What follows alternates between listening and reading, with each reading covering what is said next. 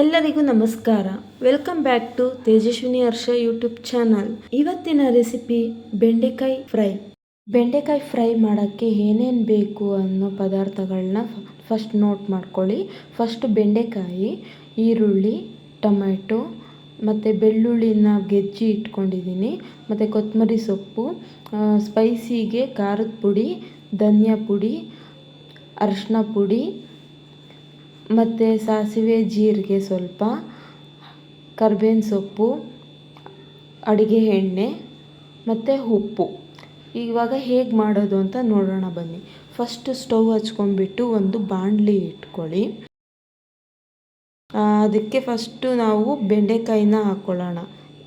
ಕೆಲವರು ಎಣ್ಣೆ ಹಾಕಿ ಫ್ರೈ ಮಾಡ್ಕೊತಾರೆ, ನಾನಿಲ್ಲಿ ಎಣ್ಣೆ ಯೂಸ್ ಮಾಡ್ತಾಯಿಲ್ಲ. ಬೆಂಡೆಕಾಯಿ ಹಾಗೆ ಹಾಕ್ಕೊಂಡು ನೀಟಾಗಿ ಡೀಪ್ ಫ್ರೈ ಮಾಡ್ಕೊಳ್ಳಿ.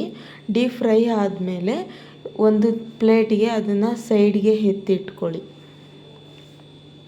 ಮತ್ತು ಅದೇ ಬಾಣಲಿಗೆ ಸ್ವಲ್ಪ ಎಣ್ಣೆ, ಸಾಸಿವೆ ಜೀರಿಗೆ, ಕರ್ಬೇವಿನ ಸೊಪ್ಪು ಮತ್ತು ಈರುಳ್ಳಿ ಮತ್ತು ಗೆಜ್ಜಿರೋ ಬೆಳ್ಳುಳ್ಳಿ ಇಷ್ಟನ್ನು ಹಾಕ್ಕೊಂಡು ನೀಟಾಗಿ ಮಿಕ್ಸ್ ಮಾಡ್ಕೊಳ್ಳಿ ಈರುಳ್ಳಿ ಬೇಯೋ ತನಕ.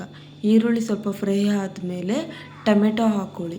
ಟೊಮೆಟೊ ಹಾಕ್ಕೊಂಡು ಮತ್ತೆ ಮಿಕ್ಸ್ ಮಾಡಿ. ಟೊಮೆಟೊ ಬೇಗ ಬೇಯಬೇಕು ಅಂತ ಇದ್ದರೆ ನಿಮಗೆ ಸ್ವಲ್ಪ ಸಾಲ್ಟನ್ನ ಮಿಕ್ಸ್ ಮಾಡ್ಕೊಳ್ಳಿ, ಆವಾಗ ಟೊಮೆಟೊ ಬೇಗ ಬೇಯುತ್ತೆ. ಮತ್ತು ಸಾಲ್ಟ್ ಮಿಕ್ಸ್ ಮಾಡ್ಕೊಳ್ಳಿ ನೀಟಾಗಿ. ಅದು ಫ್ರೈ ಆದಮೇಲೆ ಸ್ಪೈಸಿ ಹಾಕ್ಕೊಳ್ಳಿ. ಸ್ಪೈಸಿ ಮಸಾಲ, ಖಾರದ ಪುಡಿ, ಧನಿಯಾ ಪುಡಿ ಮತ್ತು ಅರಿಶಿನ ಪುಡಿ ಇಷ್ಟನ್ನು ಹಾಕ್ಕೊಂಡು ಮತ್ತೆ ನೀಟಾಗಿ ಮಿಕ್ಸ್ ಮಾಡಿಕೊಂಡು ಅದಕ್ಕೆ ಸ್ವಲ್ಪ ನೀರು ಆ್ಯಡ್ ಮಾಡ್ಕೊಳ್ಳಿ.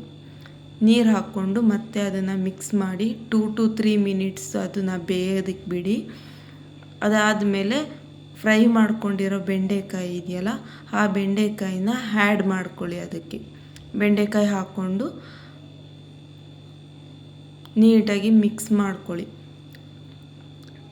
ನೀಟಾಗಿ ಮಿಕ್ಸ್ ಮಾಡ್ಕೊಂಡು ಆದಮೇಲೆ ಲಾಸ್ಟಲ್ಲಿ ಸ್ವಲ್ಪ ಉಪ್ಪು ಮತ್ತು ಕೊತ್ತಂಬರಿ ಸೊಪ್ಪನ್ನ ಹಾಕ್ಕೊಂಡು ಮಿಕ್ಸ್ ಮಾಡಿ ಒಂದು 2 ಮಿನಿಟ್ಸ್ ಅದನ್ನು ನೀವು ಫ್ರೈ ಮಾಡಿದ್ರೆ ಟೇಸ್ಟಿ ಆಗಿರೋ ಸಿಂಪಲ್ ಆಗಿರೋ ಬೆಂಡೆಕಾಯಿ ಫ್ರೈ ರೆಡಿಯಾಗಿರುತ್ತೆ.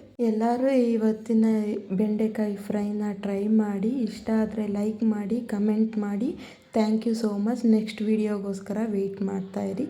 ಬಾಯ್ ಬಾಯ್.